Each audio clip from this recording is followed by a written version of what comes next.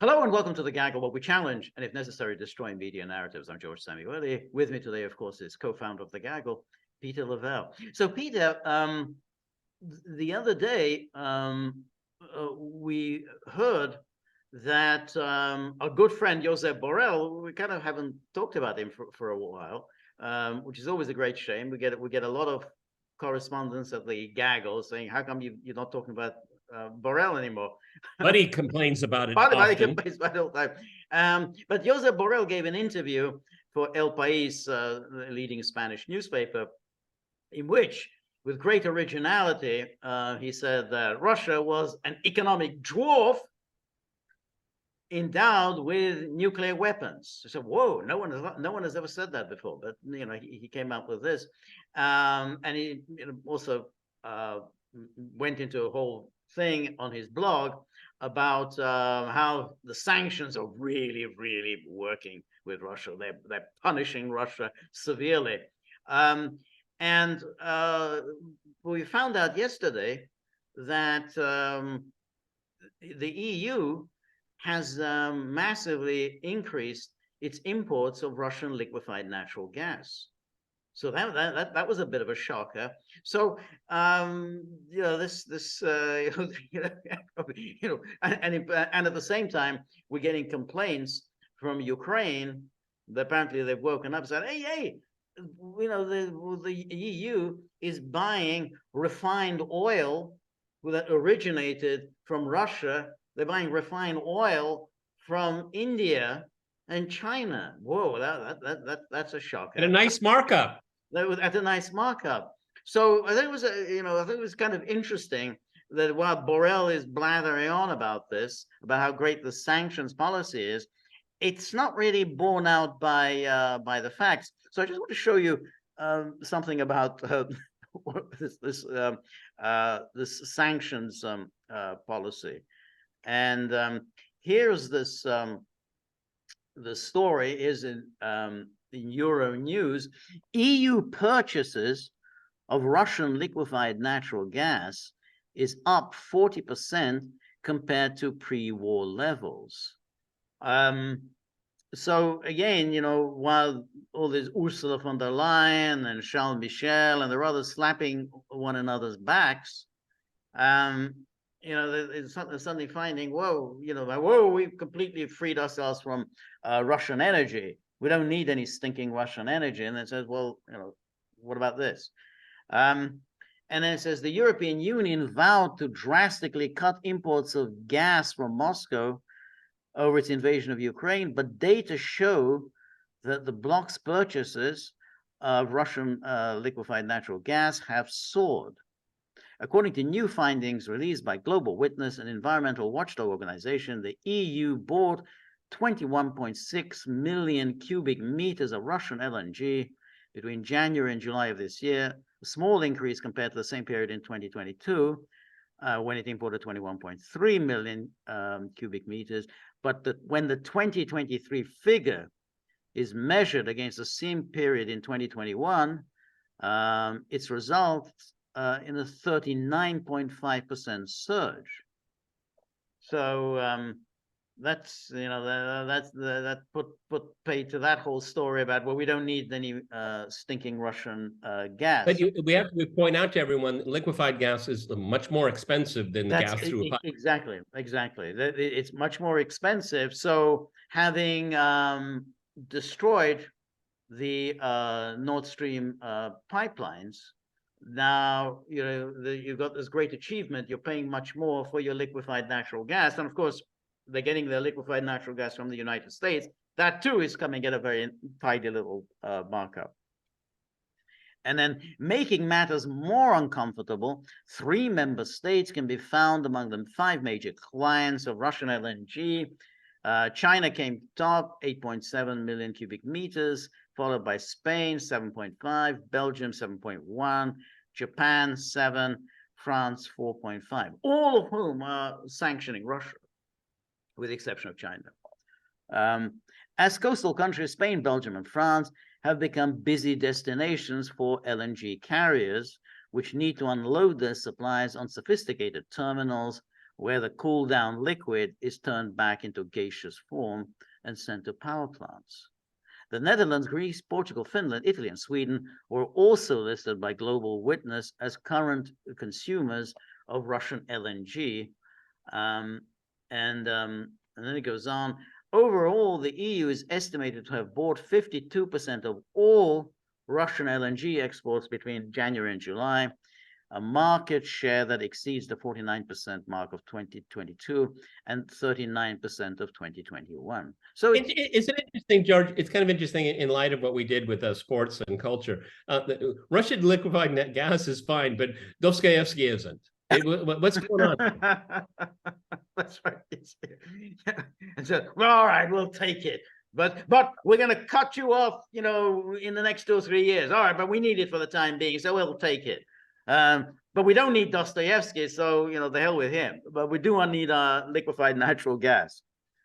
So this year's shopping spree was worth 5.3 billion euro, Global Witness said, an amount that throws into question the bloc's efforts to weaken the Kremlin's war chest. You think? Since the start of the war, the EU has banned imports of Russian coal and Russian seaborne oil, but has conspicuously spared those of Russian gas. I always love it when they do this, where, we're going to impose these sanctions, but we kind of need the gas, so we won't impose sanctions there. So only what we can do without. So yeah, and what they don't need, okay, but they need energy. Yeah, okay. That's right. But again, I want to stress to everyone, this is very expensive. They're really spiting themselves. That's right. Exactly. While flows of pipeline gas have been dramatically reduced through national plans and Vladimir Putin's retaliation, tanks of Russian LNG appear to be warmly welcomed at European ports. I like how they're warmly welcomed. So, I don't know how ships are, how it can be warmed. Warmly I guess this is just a struggling writer that needs to put a little bit of color into it. It says, Isaac Levy, a senior analyst at the Center for Research on Energy and Clean Air, says, warned that even though coastal countries are the primary ports of arrival for LNG carriers, the final consumers might lie elsewhere across Europe. Well, I would have thought. I mean, that's where they arrive, and then they get transported where people need the gas. That's what's going to happen. What an amazing observation. Yeah, that's right. Oh, well, we're going to move them so people need them. I mean, not everyone lives but on the coast. When LNG cargoes are discharged in those countries, it doesn't necessarily imply that the gas molecules remain there. No, I didn't think it did. But okay. Instead, the possibility of Russian LNG being re-exported to other EU destinations exists. This guy is really piling it on. I mean, it's like, we had kind of assumed this from the beginning, but he's really explaining to this obvious point in some detail. This writer is obviously paid by the word. Okay, yeah, I think so. And then following publication of the report, the European Commission, which has drawn ambitious plans to achieve independence from Russian fossil fuels, said that LNG numbers should be put in the context of the dramatic change that has swept the bloc's energy mix since the Kremlin ordered the invasion. In 2021, the EU imported 40% of its gas from Russia, and around 155 billion cubic meters, the vast majority coming through pipelines. In the first half of 2023, that share plunged to less than 15%. The EU has ended all imports of Russian coal. It's reduced Russian oil imports by around 90%, and we've cut total Russian gas imports by around 2/3. And so even though LNG volumes have increased, it's still a relatively small level and a very small share of our overall energy imports. But what about the price here? Okay, so it plunged to less than 15%. But I'd be willing to wager that 15% is more than what the price was for 40%. Right. But exactly, because of course the price has of course shot up because they're getting more LNG from the United States. The United States is doing very nicely. This war is is very, very nice for the United States, which means the Europeans are paying a lot more for their energy than they had before. And everybody knows this, that basically you have to cut back, get used to living in cold apartments in the winter. Yeah, it's called, mark my words, this is austerity in perpetuity. Right. Okay. Right. It's not going to be a couple tough years. Right. This is your future. That's right. That's right. And this is the Financial Times. EU imports record volumes of LNG from Russia. And then it goes on. Russian LNG accounted for 16% of the EU's total of LNG imports. And blah blah, between January and July, making it the bloc's second biggest supplier of liquid fuel after the US.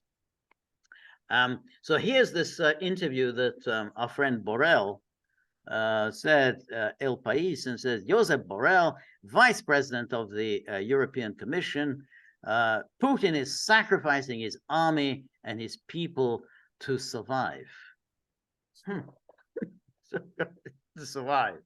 And it says, so here's a question: has Europe done enough? So this is always, has Europe done enough? When you say done enough for Ukraine, because apparently there's this obligation on Europe to, I don't know, live for Ukraine. I would have interpreted that, has Europe done enough to damage Europe? But that's just me too. That's right. But we have done what had to be done. Help Ukraine defend itself without expanding the conflict. I don't understand that. Do you understand that? Help Ukraine defend itself without expanding the conflict. But you have expanded the conflict. I mean, that's what you did. I mean, you didn't have to do it. You expanded the conflict. A proxy war. NATO right. is it with Russia? It's a proxy war. Yes. Ergo, it is expanded. That's right. Exactly. But I also think that our help has been too gradual. In various cases, the tanks, the Patriot missiles, the planes, we started by saying, not this, we will not do this, only end up doing it. The US was looking for that gradual strategy to avoid... Remember, everyone, English isn't his first language. No, okay. No. That's As a matter of fact, I've been told he speaks Spanish in 7 languages. I've heard that. Okay. The US was looking for that gradual strategy to avoid a conflict with Russia. Sometimes it seems that Europe follows in America's footsteps too much. But imagine what is really being said here. I mean, he's saying that essentially Europe should fight, America should fight harder, a proxy war against Russia. In other words, somebody else is going to be doing the fighting and the dying. I mean, all this is a lot of big talk here. And what's the big talk? Well, somebody else is going to be doing the fighting. So, like, you do the fighting, I'll hold your jacket. That's the sort of the mentality. Oh, we should have done more. Yeah, but what are you going to do? Are you going to put on a backpack and go fight yourself? No, somebody else is doing the fighting. So, we should have done more. Yeah, but okay, again, quote, but I think that our help has been too gradual. So why did you get involved in this conflict in the first place? Okay, yeah. if you didn't know, if you had no strategic vision on the horizon of what it was going to be, right, you're just going to wing it. Well, that's cold comfort for about 400,000 Ukrainians, and I don't even know how many Russians. That's right. And then we must correct those who say that this is a fight between Russia and NATO. If so, why are these bombardments against civilian populations taking place? Mariupol... Is that Ukrainian drones against Russian cities? Is that what is he referring to? No, I don't think so. I think it's but it says Mariupol is like Guernica. But that's again is bizarre, because if he's talking about Guernica and talking about the Spanish Civil War, I mean, people say that was a proxy war. I mean, that's why everyone's always said that that's a proxy war. I mean, so he said, no, it's not a proxy war. Mariupol is like Guernica. Okay, fine. That's exactly everyone's always. Well, we can use. Okay, since it's been brought up, we can mention historically Picasso. Picasso was making a run he was making a run for the French border. and he was caught, and it was again the fascists, and they asked him, why did he paint that picture, and he quite famously said, I didn't paint it, you did. Right, right.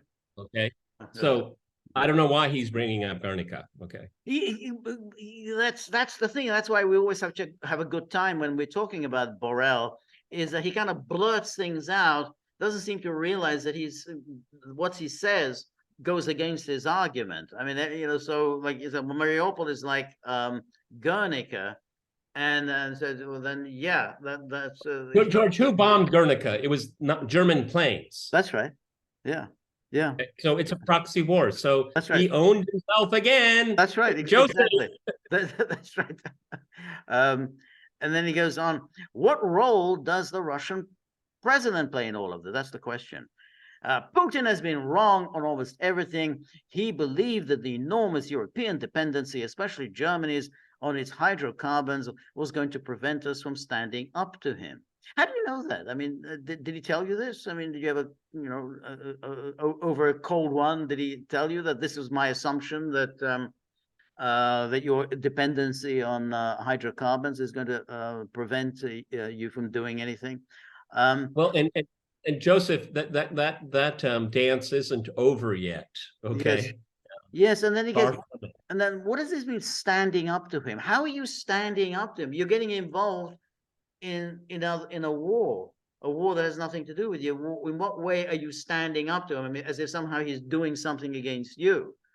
He's attacking you. He's bullying you. I mean, he's doing that. So how are you standing up to him? Well, I mean, there's a really deep irony in that comment.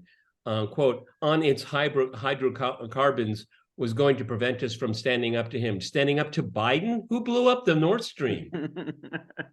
So who stood up to whom here? That's right. Exactly. Exactly.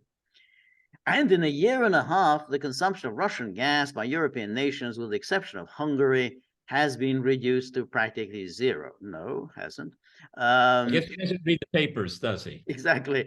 He thought he had everything under control, and suddenly part of his army, or at least part of the troops, the Wagner group, rose up in arms against their own comrades and advanced towards Moscow. See, they're going to milk this Wagner group. You know, he knew it. They're going to hit in perpetuity. I mean, it's kind of over.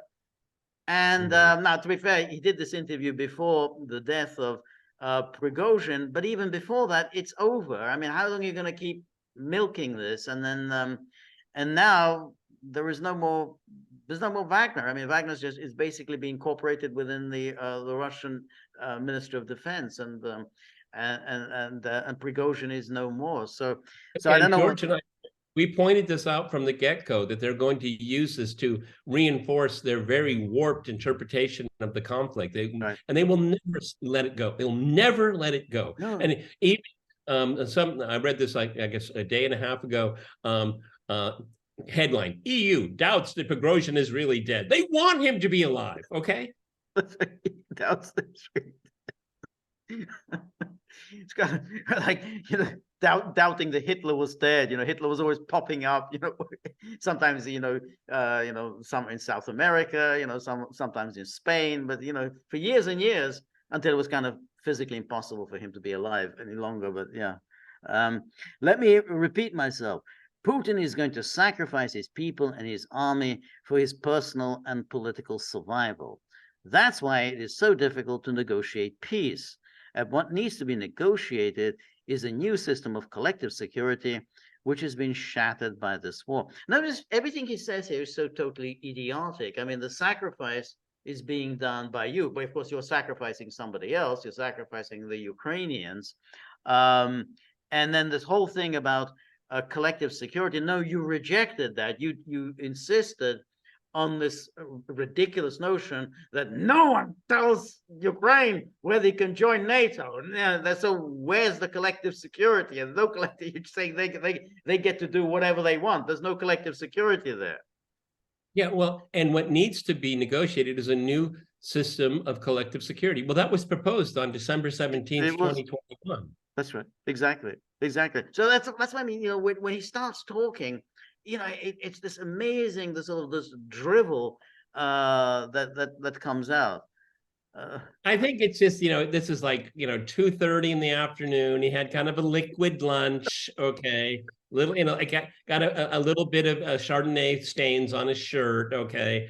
And he gets, I don't know why he likes to pontificate. It's just so weird. Yes. Okay. Yes. You and I are not big fans of Henry Kissinger, but when he does say something, I perk up my ears. I mean, this guy is kind of smart. Okay. He's smart, and he's never going to say credentials. That's here? right. He's never going to say anything silly. I mean, Kissinger now is 100, and he still gives interviews and talks. He never says anything silly. I mean, you can agree with him or disagree with him, but he never says anything ridiculous in the way Borrell does. I mean, it's again, there's something about the EU. They just kick people upstairs. All sorts of absolute morons, complete political failures. Ursula von der Leyen massively failed in German politics, gets kicked upstairs, president of the European Commission, Borrell. I mean, Baerbock.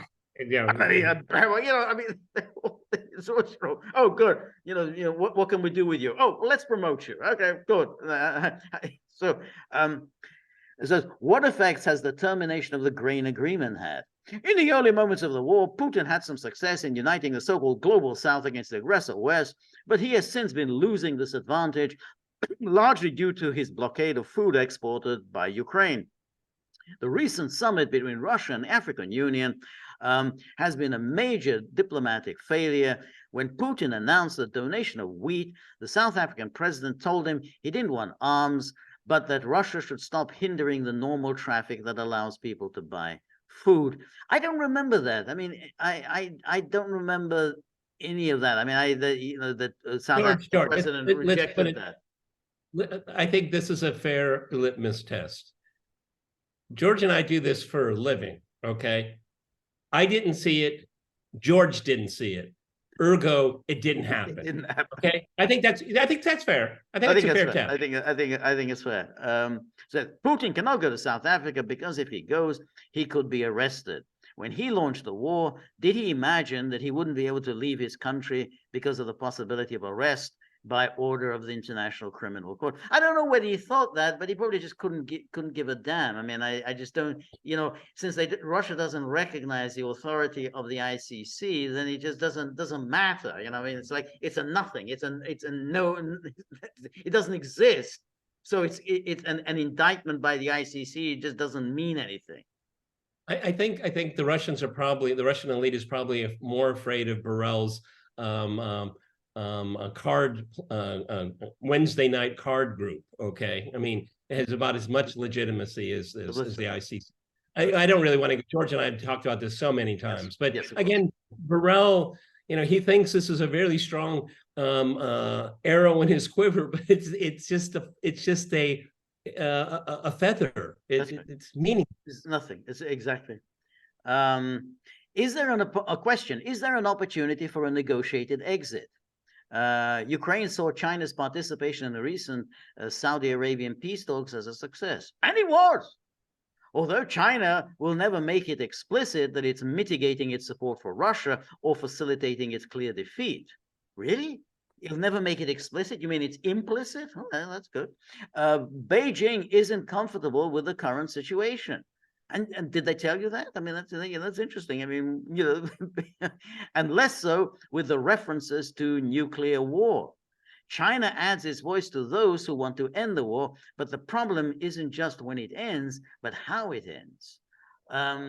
Yeah, okay, but yeah, I mean, I wonder what his salary is. Okay, I mean, it's a big salary, but notice total rubbish. I mean, everything he's saying here about China. The problem isn't just when it ends, but how it ends.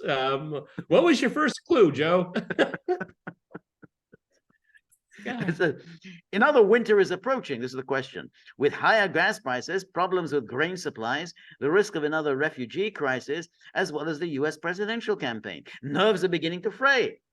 When the time comes to negotiate, are the EU and the US going to force Ukraine to lower its targets, as suggested by a senior NATO official who later had to rectify? I think they're talking about this guy who is the chief of staff to Stoltenberg, who seem to suggest, it's hard to know the exact context, that some kind of an agreement could involve NATO membership for Ukraine and loss of territory, combined with loss of territory. But of course, he immediately walked it back, and so on.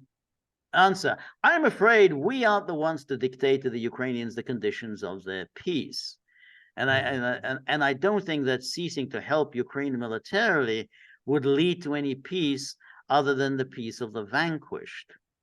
We do what we can to push for peace negotiations, but for a peace that recognizes that there is an aggressor and a victim, and that the victim has to recover its territorial integrity, while the aggressor has to pay the consequences of their aggression. So in other words, what he identifies as peace is just, let's keep the war going. I mean, that's basically it. So we're going to keep the war going in the name of peace.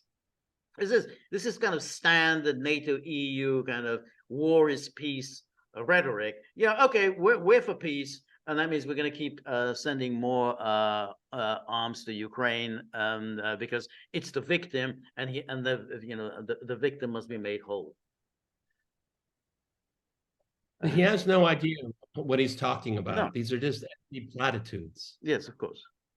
Then he goes on. China has a huge question. This is a question. China has a huge presence in Africa and Latin America. It's a major player in the Ukrainian war, and it's redefining its relationship with Europe. What relationship should the EU have with China? Then he answer. First of all, China isn't Russia. China is a true geopolitical player, while Russia is an economic dwarf. It's like a gas station whose owner has an atomic bomb. China so original. It's so original. China is too important to ignore, but also too important to try to isolate. Well, it's interesting, Josep Borrell, is that China is too important to ignore. But you certainly do not ignore what's going on with Russia. You seem obsessed with Russia. You're not ignoring Russia, though. And by obsession with Russia, it will determine your relationship with China. Exactly. And here he's saying that, well, China is a true geopolitical player. Russia is an economic dwarf. Well, then it's hard to understand if China is a true geopolitical player, Russia isn't. So why are you preoccupied with Russia? I mean, if it's nothing, I mean, if it's just an economic dwarf, why are you obsessed with Russia? I mean, why not just ignore it? I mean, that's that's it. Of course, as we've said many times, we don't have to go through it again. You can't be an economic dwarf, if you provide, the world's energy, the world's grain, world's precious metal, gold, uranium. I mean, the whole list. You can't be an economic dwarf. You've got things that people want to buy. You're not an economic dwarf. European countries that produce things that very nice, like tourism and sales and public relations and all these things. Very, very nice. George, it's not, it's not significant. People can live without that. What geopolitical thinker worth his or her salt says it's like a gas station whose owner has an atomic bomb? I mean, what level of intellect are you there? And you're not, okay? It's like John McCain. Yes. Cereal box talk. That's right. Exactly. The John McCain. So just trying to repeat John McCain and Obama, it says we have major divergences, but it's not a challenge to our security like Russia. This is China. So again, Russia is sort of rubbish. It's an economic dwarf, not a geopolitical player, but it's a challenge to our security. Again, you kind of how is it a challenge to your security if you're saying that it's not a geopolitical player? It doesn't. And then why are you so interested? If Russia's not a challenge to our security, then why are you so interested in Ukraine? Yeah, exactly. Why are you so interested in Ukraine? I mean, if it's not but it's not. But then he says, but it's not a challenge to our security like Russia. So again, then the question. Okay, so first of all, he's saying Russia is an economic dwarf. It's not a geopolitical player, but it's a challenge to our security. how is it a challenge to our security? I mean, what's the plan? What do you think Russia's going to do? I mean, they're marching on to Berlin. I mean, what you know? I mean, it's a little like in that presidential debate one with the Republicans when Nikki Haley asserted on a platform that Vladimir Putin has said that once he's done with Ukraine, he's going to go after Poland and the Baltic states. He said this. Vladimir Putin has said that he's going to do this, and you know the audience clapped. They think, well, or the donors in the audience they clapped. Vladimir Putin said this. I wonder if you could do a DNA test. Is Nikki Haley the daughter of Borrell? I mean, you know, there's Yes, an affinity here. there's Affinity. definitely. We have major divergences, you know, not a challenge. We must have meaningful dialogue that allows us to cooperate in solving common problems such as climate change or the indebtedness of poor countries. So, you know, that's where his mind is, you know, climate change, indebtedness of poor countries. You know, it's got that's. Why are poor countries so indebted, George? That's right. We have no interest in contributing to a polarization of the international system that results in a bipolar world and causes the emergence of two competing technological systems that force everyone to choose between the one or the other. So why are you polarizing the world? I mean, you know, you have no interest in contributing to the polarization of the international system, even as everything you do is dedicated towards polarizing the system, far more polarizing than at any time during the Cold War. And a few weeks into the conflict and in Istanbul, we could have wrapped this thing up. But it was NATO, the European Union, the United States said no. That's right. That's right. That's right. And then it says, it's clear that we're closer to the US, but this doesn't mean that we don't have our own interests. Europe needs to avoid excessive dependencies on Russian hydrocarbons, on American security, on huge market demand, or on minerals and technologies critical to digital transformations. What is Europe doing about that, George? Well, exactly. And then they say, so excessive dependence. So he's now putting Russian hydrocarbons and American security. So how did you get yourself into the situation where you're dependent on American security? I mean, maybe if you hadn't gone all in for Ukraine the way the Americans wanted you to, maybe you wouldn't be so dependent on American security. Let's learn the lesson and avoid dependencies that pose serious risks. And then, you know, that's it. You know, he's done. You know, he can now have his early evening cocktail. And so okay. Yeah, no, this is his blog. The blog.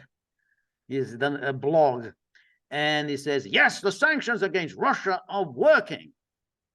Since the start of the invasion of Ukraine, the EU has imposed 11 rounds of ever tighter sanctions against Russia. Some people claim these sanctions have not worked. This is simply not true. Within a year, they have already limited Moscow's options, considerably causing financial strain, cutting the country from key markets, and significantly degrading Russia's industrial and technological capacity.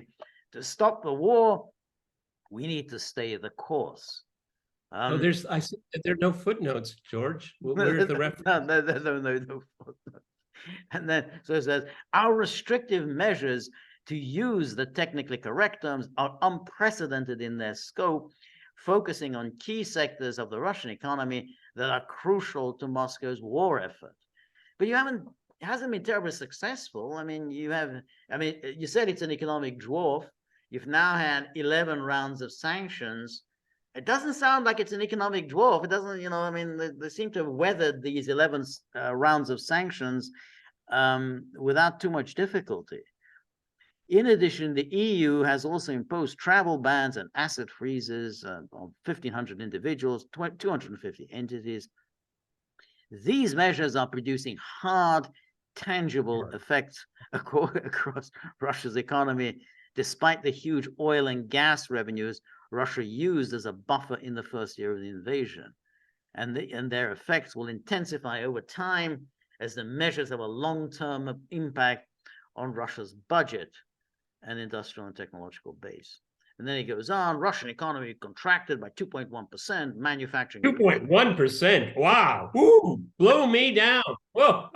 Oh. Yes. Then, you know, But what is remember, it, Josep Borrell, what is it going to be this year?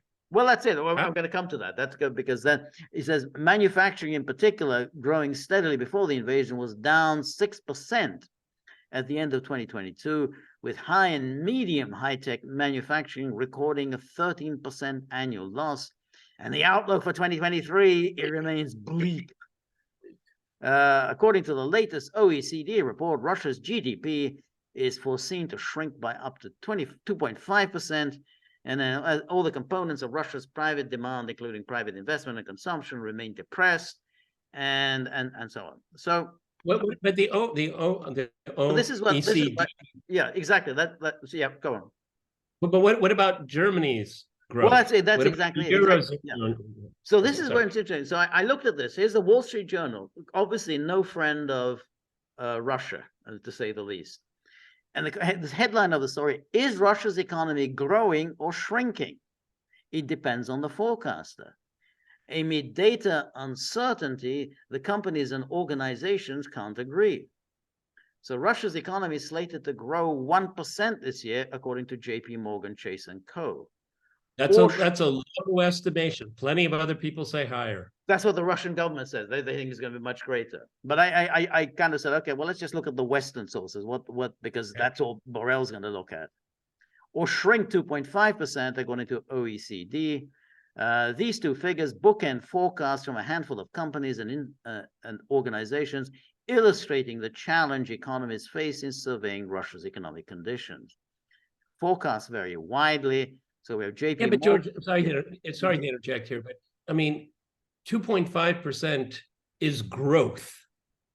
Okay, this is not recession. This is not. See, what a lot of people misunderstand, even in financial journalism, is that yes, Russia may have a growth deficit, but it still has growth.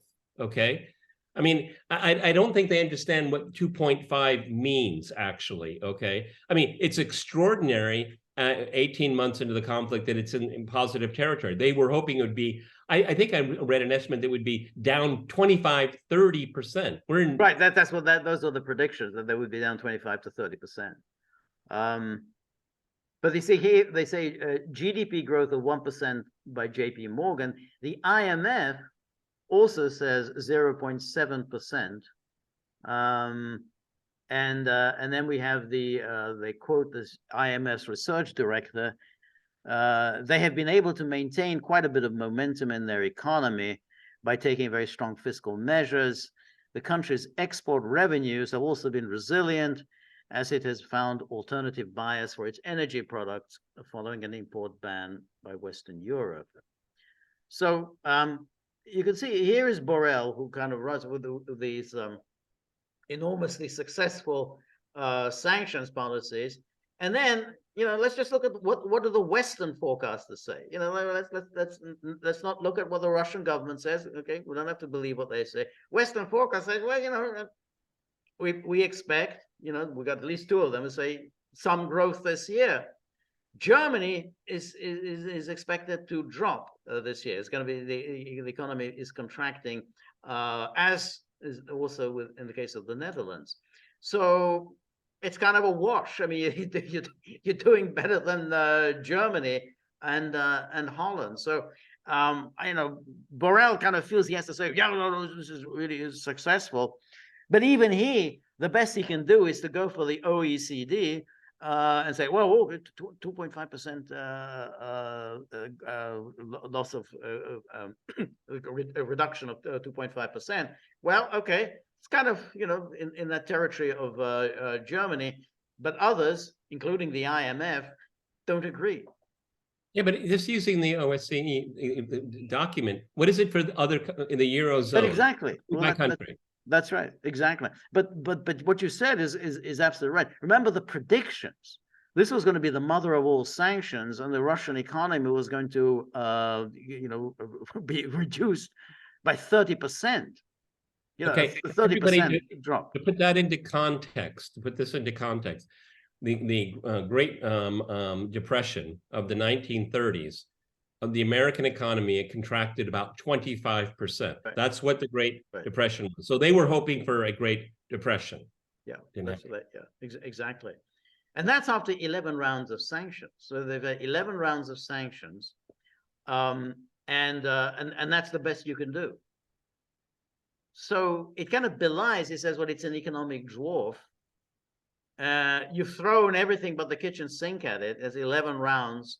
The best you can do is, well, the OECD says, we're going to contract by 2.5%. Well, and this again, is kind of like the road runner, I mean, keeps trying over and over and over again, and it just a self-defeating process. Okay, right. You're never going to catch the rabbit. Okay, Right. Bugs Bunny. Okay, exactly. So our good friend Josep Borrell reassuring Europe, hey, everything's on track, and you think, well, the European economy, then that's not doing particularly well. I mean, but it's hardly on track.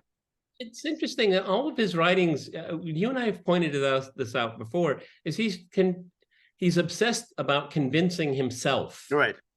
That's what he does. He's trying to, who he reminds me of is Mr. Magoo. Okay, he's Mr. Magoo. He's kind of trying to figure out how to get go down the street, get into his office, and. Right. He knocks everything over, and he just right. keeps smiling. He can't see anything, can't hear anything, and right. he's so happy with himself. Okay, yeah. I don't want to be mean, but this is the person that's supposed to be their foreign policy guru. Really? Yes, it is. It's like a foreign minister, and just like Ursula von der Leyen, she's the president. She's the head of state. These are just meaningless, totally fictional jobs. I mean, what the hell is he foreign minister of?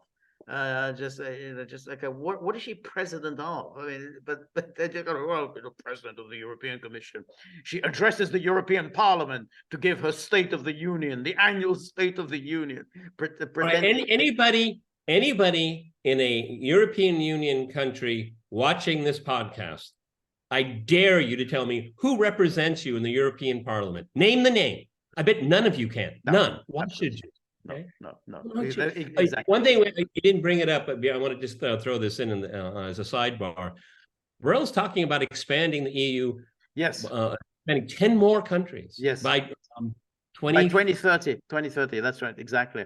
That's another thing. Well, visionary. That's right. By 2030. The EU is dysfunctional. It's falling apart, but we need to expand. Right. It's kind of absolutely bizarre. You're bringing in 7 new. I don't know how many countries he's going to bring in. I mean, it's an awful lot. I think he said 10, but he said Ukraine, Georgia, and Moldova, but he left the other ones unnamed. Right. No, that's so 10. Yes. Okay. So I guess if it's, yes, it said 10. So Ukraine, Georgia, Moldova, then you'd have to would be Serbia, Bosnia, Herzegovina, Macedonia, Montenegro, Albania, Kosovo. I mean, it's got to, it's a tall order. Not Turkey. Not Turkey. Not Turkey, exactly. So it's a tall order. And again, the questions arise, and I guess all these countries are ruled by the same kinds of elites as to what are you going to get out of this? I mean, what's the end game here? You go, well, we've got to join the EU. I mean, you got to think, what are you going to get out of the EU? Bring in poor countries. Yes, poor countries. We need poor. Yeah, that's and right. Then they'll have, their labor can come right to Berlin, right to Paris, right to Rome. And did anybody vote on this? Will anyone vote on this? But you're absolutely right, because then there are going to be no referendums. It wouldn't surprise me that too much democracy, George. Too much democracy. No, that's right. So we've got no referendums. And it wouldn't be surprised me if they just do this. I mean, they're just so crazy and so demented that they might just do this and bring them all into the EU, and then, hey, leave it to somebody else to sort through the mess. I mean, I got my pension. Yeah, I mean, it's I'm paid in diamonds and gold. Okay? Yeah. I don't want euros. That's right. That's right. completely absurd. But look, I mean, look what they've done. They've already put Ukraine and Moldova on the fast track towards EU membership. You think it's just nuts, but they're going ahead and doing it. So it wouldn't surprise me at all. They shove them all in, and then hey, as you say, Borrell will be gone by then. Von der Leyen will be gone, and somebody else is going to, Giorgia Meloni was going to have to sort through this this absolute mess of crisis or whatever. So it's just delusional. It's so delusional. Why don't you fix what you have? Okay, yeah, that's right. But they're not able to have a referendum, a union-wide referendum. Do you want to expand, bring in these countries? I mean, let's have a debate. You're absolutely right, because that would be the logic, to have a union-wide referendum. They're never going to do that because, of course, they'll be overwhelmingly defeated. I mean, you're talking about 80% of the EU is going to vote against bringing these new members in, but they're not even going to get majorities in a number of these countries. Serbia, for instance, there isn't going to be any kind of majority to enter the EU. Bosnia Herzegovina, not going to be any majority to enter. I mean, no doubt, in some cases they think, hey, once we get into the EU, there are going to be all kinds of freebies. We're going to get lots of money for this, that, and the other. It ain't going to happen. I mean, there's no money. There's no money to hand out. That somehow, hey, it's turning into the European austerity union. So you're poor, and now you want to join an organization that is, it's declining. It's not, expansion doesn't mean you're going in the right direction. As a matter of fact, expansion here will be the death knell of this whole ridiculous experiment. Right, and it's hard to see where's the money going to come from. I mean, let's say Georgia thinks, hey, great, we'll get a nice pot of money from the EU. Well, there's only really one source, Germany. Germany doesn't have any money. Germany is not the economic powerhouse it was. I mean, Germans are themselves, realizing that their economy is stagnating, which it is, and they don't know where they're going to go, how they're going to keep their Wirtschaftswunder going. So they don't have money to hand out to Albania and Georgia and Moldova and Ukraine. It's total, fantasy world. But they can hit the printing press, and that's all they can do. That ends in absolute catastrophe as well. Yeah. The debt levels of the European Union are astronomical right now. Right. And it's only going in one direction, George. This debt will never be paid off. Never. That's right. That's exactly right. So, and particularly now, with the two wealthiest powers, Germany and the Netherlands, in recession, they don't have the money. There isn't the money there for for infrastructure deals in the Balkans. But why expansion? It's despite the Russians. See, this is what's so fanatical about it. Well, how can we hit the Russians? Okay, let's expand the union. But do you understand the implications of doing that? No. I mean, at least you got to give it to him. He thinks big. Okay, but geez. Mr. Magoo. That's right. Borrell, he wants it. This is like the new father of your grandfather, the godfather of Europe. These delusions. They all have these delusions, and they all have, and it's always along those lines of, we need a massive expansion of the EU. I'm a visionary. Macron does this as well. We must have a big EU with more members, but it's going to be a 3-tier EU. We have the inner core, the outer core. Oh, what a visionary! The 3-tier. Let's make it a 5-tier EU. They all play this game, but it's a total fantasy world. The money isn't there. Which is what you would need for any kind of expansion like this. But the demonstration effect isn't there also, George. Right. Okay. I mean, if it was a good idea and it was succeeding, then you can make an argument. But it's not.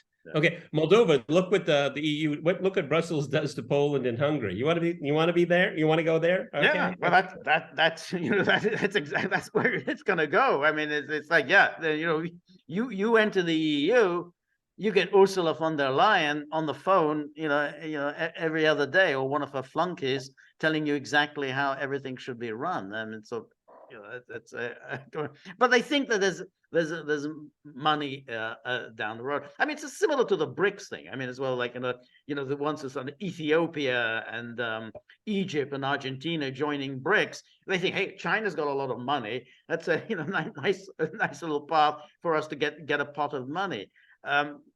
No, it doesn't. The BRICS doesn't work that way. Basically, you get out of it what you put into it. I mean, if you're going to be a freeloader, you're not going to get anything. Okay, you got to give. Okay, all right, and that maintains your sovereignty. You have a say, and you can opt out. You can opt out. Okay, right. So the EU, but it's hard to see what. Yeah, that's why it's hard to see what Egypt and Ethiopia and Argentina will contribute. I mean, these are countries that have difficulties maintaining any kind of fiscal responsibility. And Argentina is, I mean, notorious basket case, constantly having to defend its currency, having to go to the IMF for support. So, but anyway, that's a subject for another day. So. No, everybody, BRICS plus George and I are skeptical, but we're open to it. I want this to be very clear. Okay. Right. But I mean, I've been watching the euphoria in alternative media and all that, and I it's way over the top. Right. I'm very much for it. It has a future, but it's not going to be what people think. It's nothing that's going to happen like that. Not at all. Okay. So anyway, we always enjoy Josep Borrell. Okay, we devoted an hour to him. I mean, nobody else does. I hope I'm on the Crispin. He should be I'm on really the happy. List. I want that bottle of Chardonnay. Okay, I want that because I've done my job. Okay, and I know if you can expense it, Joseph. Okay, that's right. Oh, but that would be breaking sanctions. Oh well. Yes, that's right. Yeah. No, I think he should be very, very grateful to us. It's like the neoliberal order that allows you to enter the banquet hall. Well, they don't quite let you. You can be in the anteroom. They don't quite let you into the banquet hall. But you should be grateful that we allow you to sit in the anteroom. So, I'll take cold cuts after the gig is over. I'm not picky. I'm not picky. I'll clean up. Yeah, exactly. All right, everybody. This is The Gaggle with Peter and George. We're on local, so please go to thegaggle.locals.com. That's Buddy's cue, by the way. Right. This is Friday. This is the beginning of the drought. I've been watching the newest iteration of Catch 22. It's excellent. It really is very tight with the book. Very well done. So while you're waiting for George's next live stream, watch Catch 22. Catch 22. Yes, that's an absolutely appropriate viewing fare. So once you can survive that, Tuesday, 3 p.m. Eastern Time, come with comments, criticisms, and suggestions. And on Tuesday, after the live stream, please, if you have a few bob in your pocket, whip them out, because there is Buddy's thinking to himself, yeah, I mean, I like it when Borrell talks about having a nice garden. I like garden there, but I don't like all this talk of jungles. So he Buddy, he wants a nice garden for himself. So if you have a few bob in your pocket, whip him out, dunk him in his tip jar. He'll be a happy camper. We're very grateful for all of your help and friendship and support. The more you're able to donate, the more of these videos we can make, the more we can improve the technology. And above all, we can provide Buddy with a little garden. So remember, if you like The Gaggle, please like, share, and subscribe. Bye, Buddy.